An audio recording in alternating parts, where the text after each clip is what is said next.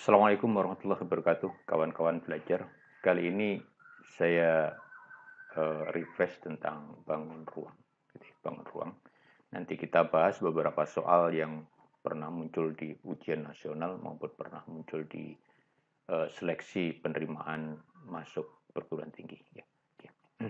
Beberapa konsep yang harus saya sampaikan, saya istilahnya refresh ya, refresh gitu ya, bahwa ada dua kelompok besar dalam bangun ruang, yaitu yang pertama adalah kelompok prisma. Kelompok prisma. Orang semua tahu kalau ini adalah kubus, gitu ya. Kubus itu punya rusuk, gitu ya, R punya rusuk. Oke. Konsep volume, konsep luas permukaan, saya rasa di jenjang sebelumnya sudah, gitu ya. Volumenya jelas R pangkat 3, gitu ya. Kalau luas permukaan ya jelas berarti ada 6 kali R kuadrat dan seterusnya ya. Oke, ada beberapa istilah yang harus diingat bahwasanya ini adalah namanya diagonal bidang atau diagonal sisi. Ini diagonal sisi. Ya. Oke, karena ada di bidang batas ya. Tapi ada yang menghubungkan antar pojok seperti ini misalnya. Nah, ini namanya diagonal ruang. Namanya diagonal ruang. Terus ada juga, kalau ini tadi diagonal bidang, ada istilah bidang diagonal. Nah, bidang diagonal itu menghubungkan sisi dengan sisi di dalam bangun ruang begini. Nah, misalkan ini. Nah, ini adalah bidang diagonal. Kalau saya kasih nama kubus ini A, B, C, D, gitu ya. Ini E, F, G, H. Jadi penamaan harus konstan mengikuti aturan. Kalau ini A, B, C, D, di sini F, G, H. Gitu ya. Jadi E di atas A. Nah, bidang diagonal yang saya maksud tadi adalah bidang ACGE. Ada bidang ABGH dan seterusnya. Yaitu itu namanya bidang diagonal. Ya. Oke, itu kubus sekilas saja. Ini balok, gitu. Ini balok. Ini ada ukuran P, ada ukuran L, ada ukuran T. Selanjutnya volume, biasanya orang berurusan dengan panjang kali lebar kali tinggi. Ini namanya prisma segitiga. Jadi prisma diberi nama sesuai dengan bentuk alasnya. Balok pun merupakan prisma, prisma segi empat. Gitu ya. Ini kubus pun merupakan prisma, prisma segi empat. Ya. Nah, ini orang menghitung volumenya ya luas alas kali tinggi. Semua prisma konsepnya dari sini, luas alas kali tinggi. Ya. Alasnya dihitung dulu, setelah itu kali tingginya si prisma. Ya. Nah, begitupun tabung, tabung itu ya berurusan dengan luas alas kali tinggi. Ya. Luas alas kali tinggi volumenya ya. Oke, ini sekilas. Kemudian kelompok yang kedua. Kelompok yang kedua ini adalah kelompok limas. Nah, limas seperti halnya prisma itu diberi nama sesuai dengan segi alasnya. Kalau alasnya segi 4, nah maka limasnya adalah limas segi 4. Nah, volumenya adalah sepertiga dari volume prisma. Berarti sepertiga kali luas alas kali tinggi. Nah, terus ada limas segitiga. Nah, limas segitiga itu ada 4 bidang. Alas, depan, ya, yang kanan, terus yang belakang. Sama ini. 4 bidang. 4 bidang ini kemudian orang menyebutnya ini adalah bidang 4. Nah, ini bidang 4. Nah, jadi kalau ada istilah bidang 4, itu berarti limas segitiga. Ya, limas segitiga. Ya, oke. Volumenya sama sepertiga dari volume prisma segitiganya. Nah, kemudian ini adalah kerucut. Kerucut sama volumenya adalah sepertiga dari volume tabung. Ya, oke. Ini konsep-konsep tentang istilahnya yang pernah kita pelajari di jenjang sebelumnya. Kemudian untuk selanjutnya, ada beberapa konsep tentang bangun ruang. Nah, ini biasanya dijadikan soal di ujian nasional, di SBMPTN gitu ya. Yaitu tentang konsep jarak dan konsep sudut dalam ruang. Konsep jarak dan konsep sudut dalam ruang. Yang pertama, misalkan bagaimanakah konsep mengukur jarak antara dua titik. Katakan titik P, ini titik Q.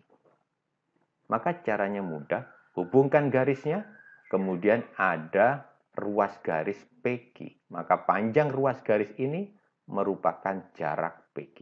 Nah, ini panjang ruas garis PQ itu ya sama dengan jarak P ke Q. Sekarang bagaimana mengukur jarak antara titik P dengan garis G misalkan? Nah, ini nggak boleh sembarangan. Maka konsepnya adalah dari titik P itu bisa banyak dibuat garis yang memotong G. 1, 2, 3, tak terhingga. Tapi ada satu garis yang tegak lurus. Satu garis yang tegak lurus. Ya, only one. Nah, garis ini sebutlah garis H. Gitu. Oke. Itu memotong G di titik Q, katakanlah. Nah, Q. Maka jarak P ke Q, ini jarak P ke Q, itu merupakan jarak titik P terhadap garis Q. Nah, ini jarak, gitu ya, jarak P ke Q. Nah, jadi nanti kalau ada soalan tentang jarak titik ke garis, buat garis dari melalui titik P memotong G tegak lurus. Maka perpotongannya itulah dengan titik tadi adalah jaraknya. Sekarang bagaimana kalau menentukan jarak titik P terhadap satu bidang? Orang menyebutnya adalah diproyeksikan P ke bidang itu. Nah, proyeksi itu artinya membuat garis tegak lurus bidang. Tegak lurus itu syaratnya minimal tegak lurus dengan dua garis yang ada di bidang. Nah, nanti yang teknik sipil membuat tiang, membangun tiang supaya tegak lurus dengan alas, minimal dia tiang itu harus tegak lurus dengan dua garis yang ada di lantai, Nah, ini tegak lurus, ada dua minimal ya. Nah, katakanlah garis ini menembus di titik Q. Oke, maka jarak PQ itu merupakan jarak P ke bidang yang dimaksud ini. Katakanlah sebutlah bidang alfa gitu ya. Maka jarak PQ, jadi PQ, panjang PQ, jarak PQ itu ya sama aja dengan jarak titik P dengan bidang alfa. Gitu ya. Ini jarak. Oke. Kemudian bagaimanakah mengukur jarak antara dua garis? Ini garis G, ini garis H. Maka kalau ingin mengukur jarak dua garis, itu ada dua hal. Kalau garis itu tidak sejajar, berarti jaraknya 0, pasti berpotongan. Atau bersilangan. Nah, itu bersilangan. Ada juga garis yang bersilangan. Kalau garis itu sejajar dan bersilangan, caranya adalah buat garis yang memotong keduanya secara tegak lurus. Nah, usahakan dapat itu. Maka ini misalkan memotong di titik P, ini misalkan memotong di titik Q, gitu ya. Maka jarak P ke Q merupakan jarak G ke H. Jadi ini adalah jarak G ke H, gitu ya. Sekarang bagaimanakah mengukur jarak garis dengan bidang? Katakanlah ini bidang alfa. Ini adalah garis G. Maka ada dua hal juga. Berarti bisa saja garis itu memotong bidang alfa. Oh, berarti jaraknya 0. Nah, kalau sejajar bagaimana? Nah, kalau sejajar itu baru ada jaraknya. Caranya mudah. Proyeksikan garis G itu ke bidang alfa. Nah, ini proyeksinya. Sebutlah ini adalah G aksen. Oke, sudah. Setelah itu buat garis yang memotong G dan memotong G aksen secara tegak lurus. Nah, tegak lurus. Oke, ini tegak lurus. Ini tegak lurus. Maka ini sebutlah memotong di titik P, ini memotong di titik Q. Maka jarak PQ merupakan jarak garis ke bidang. Jadi ini jarak garis G ke bidang alfa. Nah, lihat konsepnya ya. Oke. Nah, mengukur jarak antara dua bidang. Sebutlah ini bidang alfa, ini bidang beta. Bidang beta. Maka sama, ada dua hal. Bisa jadi dua bidang itu berpotongan, berarti jaraknya 0. Tapi kalau sejajar, maka caranya adalah buat garis yang menembus bidang alfa, yang menembus bidang beta secara tegak lurus. Secara tegak lurus. Syarat tegak lurus, minimal tegak lurus dengan dua garis yang ada di bidang.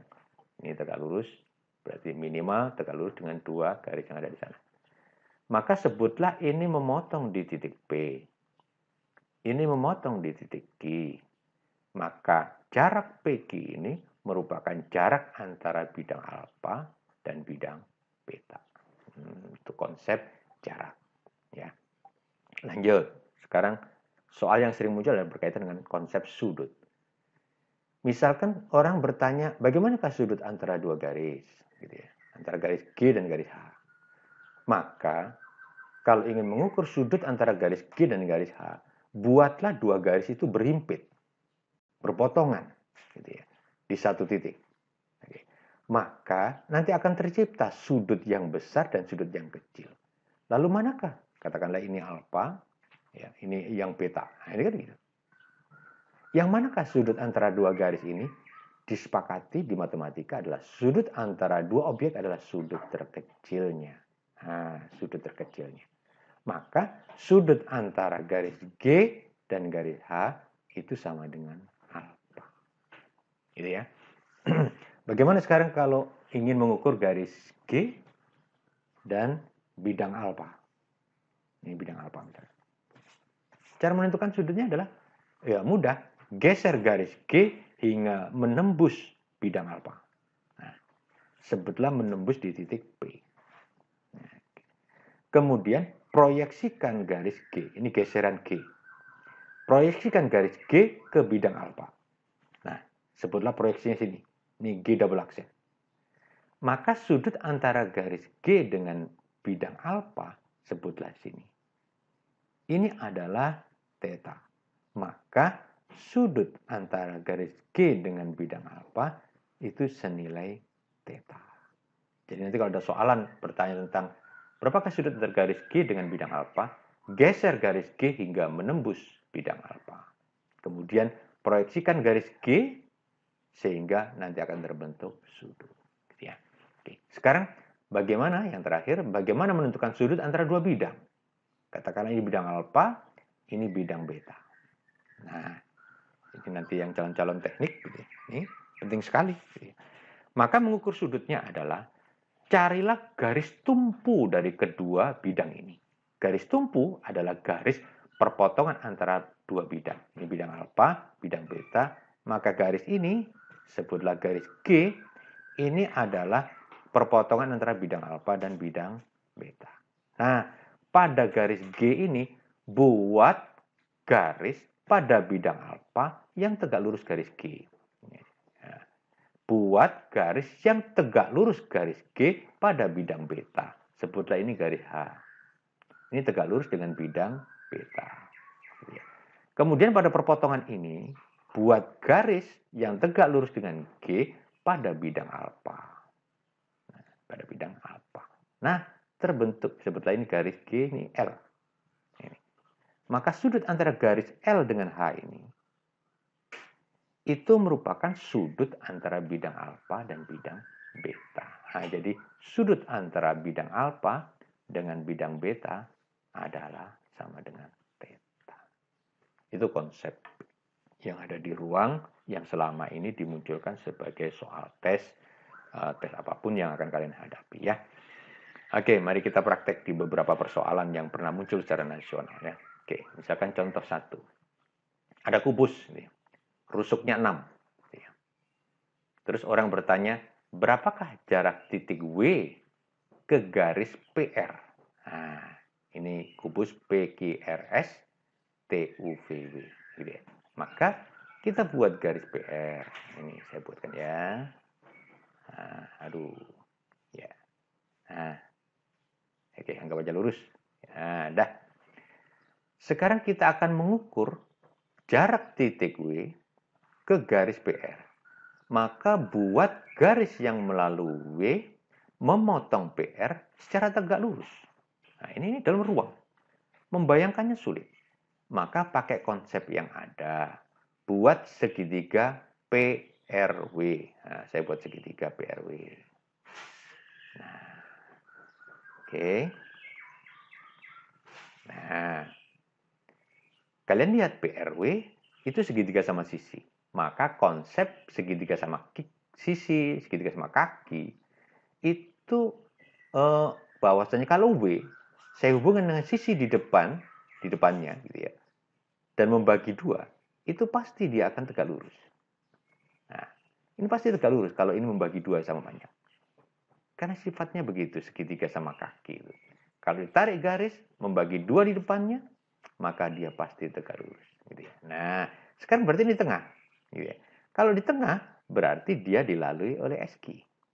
Nah, maka X ini loh, jarak antara titik W dengan garis PR. Oke. Sekarang, lihatlah, katakanlah ini sini ada titik Y ya. Maka saya bisa menggambar segitu, menghitung X ya. Maka saya bisa menggambar segitiga SYW. Segitiga apa? Tentu ini segitiga siku-siku. Nah, kalau saya gambar di sini, ini adalah S gitu ya. Ini adalah W. Di sini adalah Y. Nah, maka saya bisa mencari ini. Panjang WY. Nah, ini X. Ini yang kita cari. Berapa? Maka lihatlah. SW jelas sama dengan rusuk. SQ itu diagonal bidang. 6 akar 2. Berarti SY itu 3 akar 2. Nah, Pitagoras berlaku di sini. Pitagoras berlaku. Berarti X sama dengan, ya tentu akar dari 6 kuadrat gitu ya. 36 ditambah 3 akar 2 kuadrat, berarti 18. Gitu ya. Berarti ini sama dengan akar 54. Oke, 54 itu 9 kali 6. Berarti ini adalah 3 akar 6. Ini jarak antara W dan PR. Jadi ini 3 akar 6. Ya. Oke, ini permasalahan sederhana. Oke. Selanjutnya, contoh 2. Orang bertanya, berapakah jarak titik R ke bidang QSV? Nah, ini coba lihat. Bidang QSV, saya lukiskan dulu. QSV. Oke, ini V-nya. Oke, yang di luar berarti penuh. Ini di dalam berarti putus-putus. Oke. Bagaimana menentukan jarak R terhadap bidang QSV? Berarti jarak titik ke bidang. Oke. Maka buat garis yang melalui titik R tegak lurus bidang QSV. Maka lihat. Ini adalah segitiga sama kaki. Lebih istimewa lagi, ini adalah segitiga sama sisi. Maka semua garis yang melalui titik R dan agar tegak lurus dengan bidang pasti harus melalui garis ini, garis bagi, garis tinggi. Nah, ini pasti membagi 2 karena ini adalah sama kaki. Oke, nah, katakanlah ini A, titik A. Oke. Maka karena tadi konsepnya semua garis R supaya tegak lurus bidang QSV harus memotong garis VA, AV ini. Maka kita buat garis tegak lurus ini. Nah, ini tegak lurus. Katakan ini titik B. Oke, titik B. Maka ini X yang harus kita cari. Ini X yang kita cari. Maka lihatlah, saya bisa menggambar segitiga ARV. Tegak lurus di sini. Ini tegak lurus. Ya, ini tegak lurus. Oke, saya gambar segitiganya. Ya. Ini V. Ya. Di sini R. Nah, di sini A. Oke, saya buat sini. Oke, maka ada AV. X-nya di mana? Kita buat di sini. Nah, tegak lurus. Ini X yang dimaksud. Oke, di sini titik B. Nah, coba lihat. Ada bangun ruang. Kalau menghitungnya, usahakan bisa membentuk bangun datarnya. Supaya kelihatan ya. Oke, maka kita cari ukurannya. Kalau ini 6, berarti sini 6. Sini 6. Ya. Oke, PR berarti 6 akar 2. Berarti AR 3 akar 2. Oke. Nah, sekarang kita mencari panjang AV. AV berarti pakai Pitagoras, gitu ya. Berarti akar AR kuadrat berarti 18, gitu ya. Ditambah RV kuadrat berarti 36. Oke, berarti akar 54. Berarti 3 akar 6. Oh, berarti ini adalah 3 akar 6. Bagaimanakah mencari ukuran X? Karena ini siku-siku, gitu ya. Maka pakai konsep SD pun nggak masalah. Konsep SD yang mana, Pak? Lihat nih. Luas segitiga ARV itu sama dengan luas segitiga ARV. Ya jelas lah. Luas segitiga ARV jelas sama dengan luas segitiga ARV. Tapi lihat, yang satu alasnya adalah AR. Gitu ya, berarti 3 akar 2. Tingginya yang mana? Berarti yang 6. Oke. Sekarang yang satu memakai alasnya AV. Berarti 3 akar 6. Tingginya yang mana? X. Coba lihat. Satu persamaan. Satu tidak tahu. Pasti jadi tahu. Nah, tinggal melakukan pembagian. Setengah dengan setengah. 3 dengan 3. Kemudian 6 dengan akar 6. Itu adalah akar 6. Oh, berarti X sama dengan akar 12. Akar 12 adalah 2 akar 3. Ini jaraknya. Ya, oke. Mudah konsepnya, menerjemahkan yang perlu analisis. Oke, contoh 3. Jarak Q ke garis PD. Ini garis Q terhadap PD. Ini P. Ini P-nya di tengah-tengah nih ceritanya nih. Ya, tengah-tengah. Oke, rusuknya 2. Oke, berarti ini 1. Ini 2. Oke. Maka jarak Q ke garis PD buat segitiga PQD. Nah, ini PQD. Iya. Kebayang segitiga PQD? Segitiga apa? Sama kaki, sama kaki. Ini kakinya di sini sama, ini sama. Karena ini juga di tengah. Sama kaki. Kemudian kalian disuruh mencari jarak Q ke PD. Buat garis tegak lurus ke sana.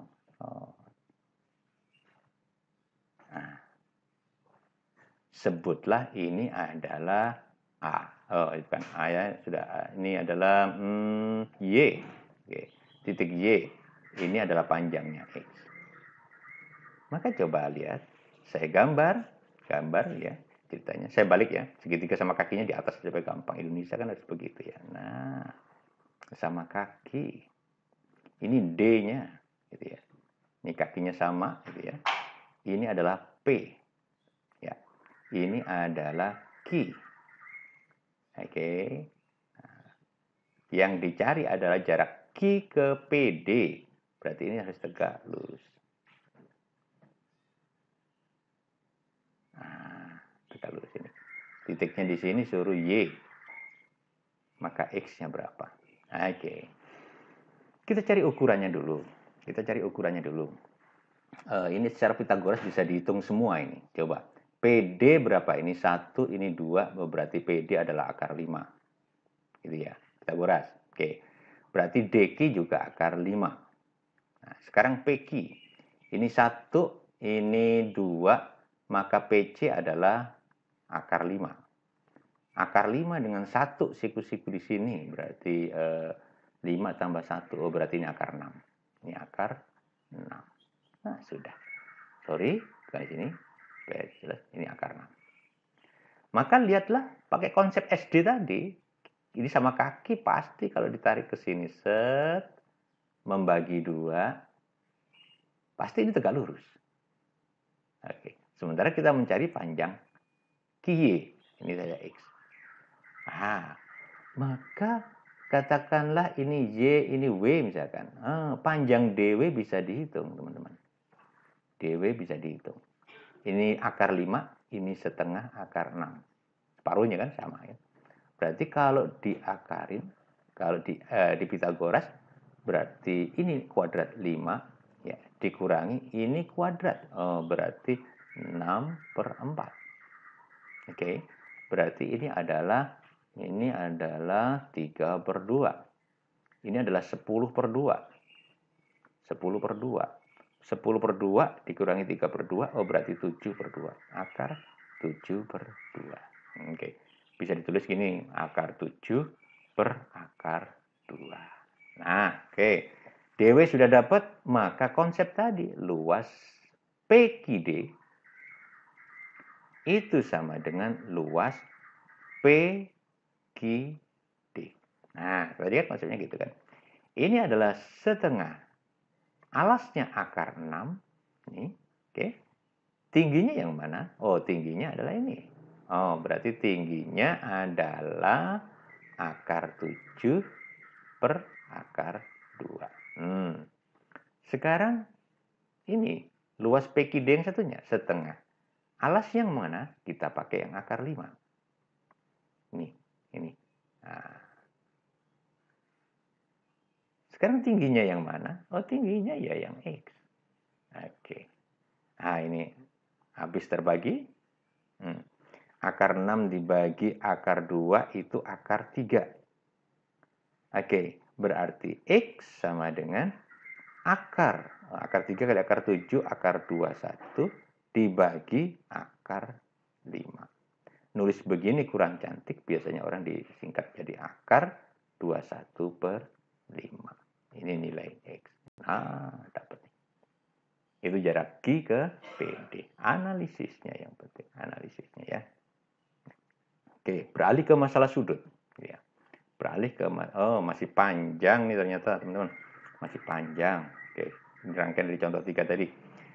Serasa bisa kalian mencarinya ini ya. Bisa. Konsepnya adalah tetap sama ya. Tetap sama, yaitu luas segitiga sama dengan luas segitiga kalau konsep-konsep begini ya. Oke, nanti bisa dicoba sendiri. Kemudian masalah sudut. Oke, masalah sudut.